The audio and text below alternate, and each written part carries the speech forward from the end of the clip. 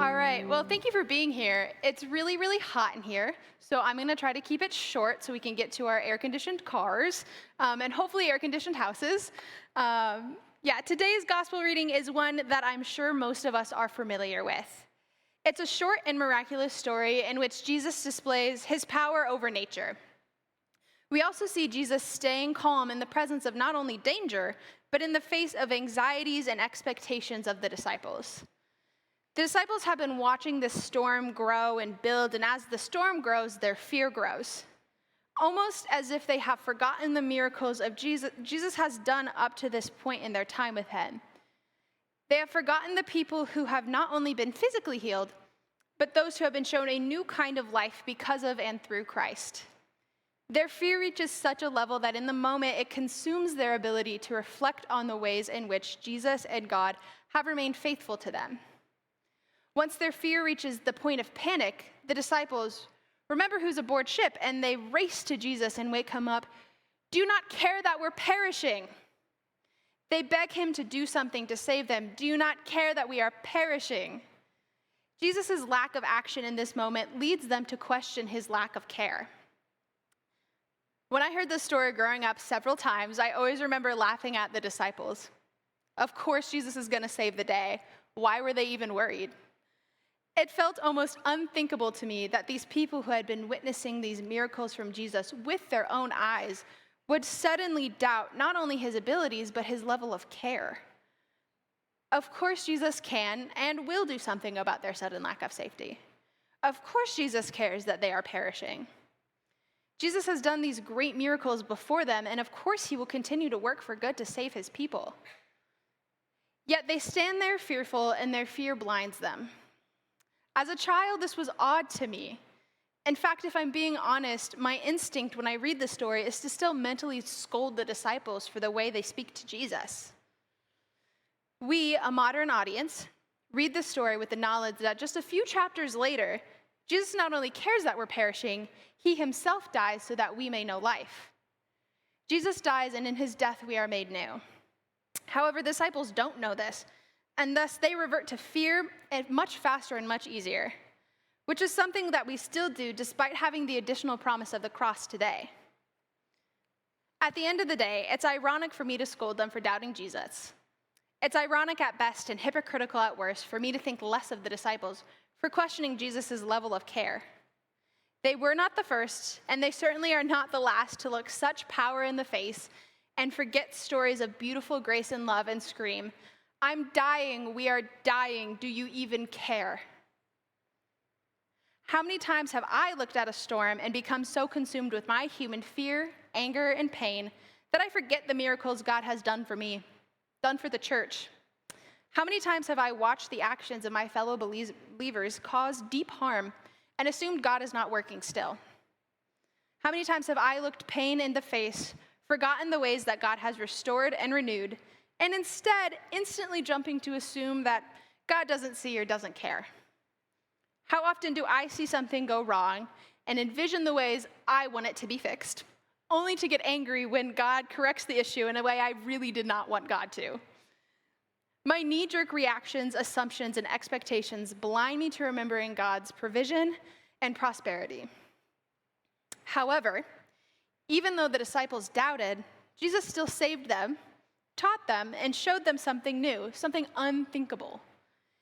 Even though I doubt and I let my anxieties and assumptions blind me, Jesus still saves me and still teaches me. So I think only a couple people here know this about me, but all of my friends and professors back in Greenville can confirm this. I am a huge nerd for Genesis. It is my favorite book of the Bible. The first couple of verses especially piqued my interest. They're very, very beautiful, and if I'm being honest, I'm constantly intrigued by the strangeness of the picture that is being painted throughout the book. Genesis 1 talks about God hovering over these waters of the deep, these waters that appear before creation, hence we don't know how they got there. And God seems to be controlling them later on in Genesis when he splits these waters.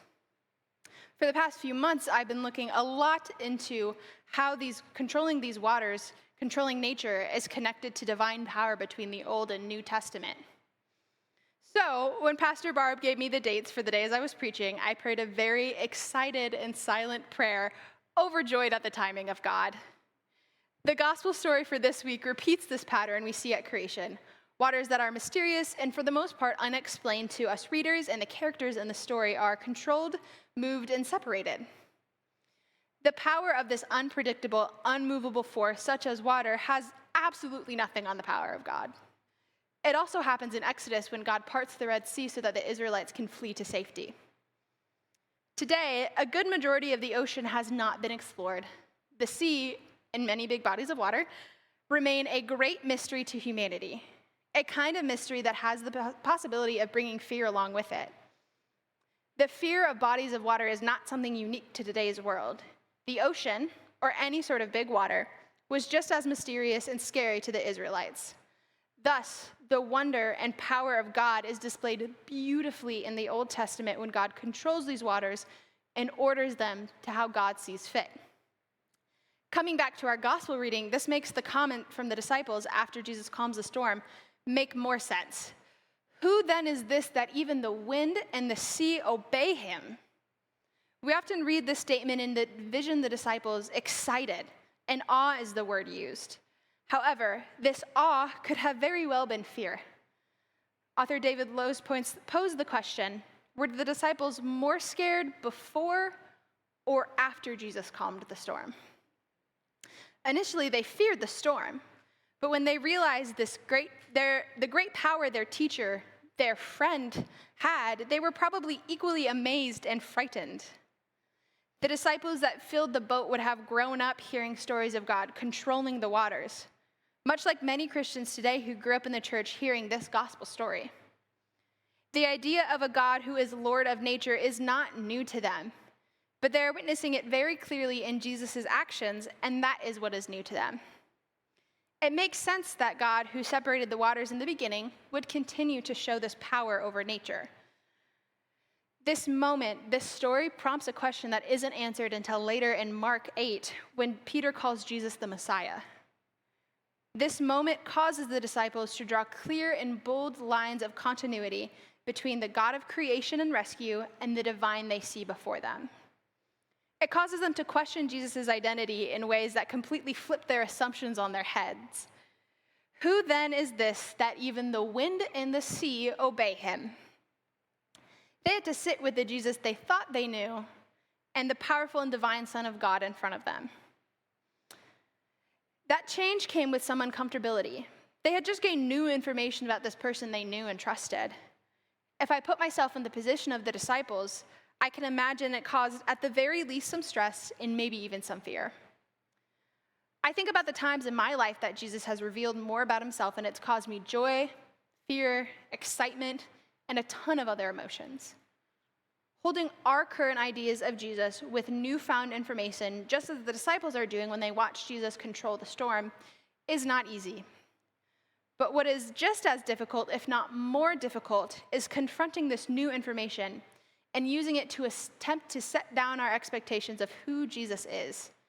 It is difficult to set down our expectations of Jesus. The disciples had two choices, just as we have two choices. They could either ignore the display of power they just saw and keep understanding Jesus as a miracle worker, but not necessarily anything or anyone divine. Or they could recognize the divine nature of Jesus and shift how they saw him. I imagine that as we grow, we read the Bible stories differently, as certain details jump out and lead us to see the story, and maybe even God, in a new or different light. When we encounter new information of God, we're faced with the same choice. Ignore it and keep trucking along with our idea of Jesus. Or maybe, can we admit that the divine is more powerful and often unexplainable and all the more glorious? The reality is, as we learn and grow, our idea of Jesus will adapt and grow along with us. If we are constantly holding on to the Jesus that our minds once constructed, encountering new information becomes exhausting and terrifying. Being open to the adaptation of Jesus through the Spirit can lend to beautiful transformation and growth. The disciples had an idea of who Jesus was to them and how Jesus would provide for them. Thus, the storm getting bigger and bigger started to challenge their perception of Jesus and his faithfulness. And even then, when Jesus answers their cries for help, it still forced them to challenge their understanding of Jesus. What's beautiful about this is that God is bigger than our expectations about who God is and how God will provide for us. The disciples expected Jesus to save them, but they didn't know how he would do it until suddenly this man from Galilee in front of them demonstrated this divine power over the waters. We expect Jesus to save us, but God isn't confined to our expectations of how we want to be saved. God doesn't stay trapped in our understandings of who God is. Regardless of our human ideas and understanding, God saves God's people and constantly leaves us in awe of God's power and provision. Just like the disciples, we often cry out and forget the times that God has remained faithful. We have a human and an earthly expectation of rescue, and when that isn't met, we panic and assume that God isn't there and rescue isn't coming, just as the disciples did. However, despite our fear, God still saves. How incredible is that? Our rescue is not contingent on us being without fear. Rather, it is Jesus who saved the disciples. It is Jesus who died on the cross, and it is Jesus who is a constant force among us today. Regardless of our fear, our anxiety, our assumptions, our expectations, and any of our emotions. Thank you.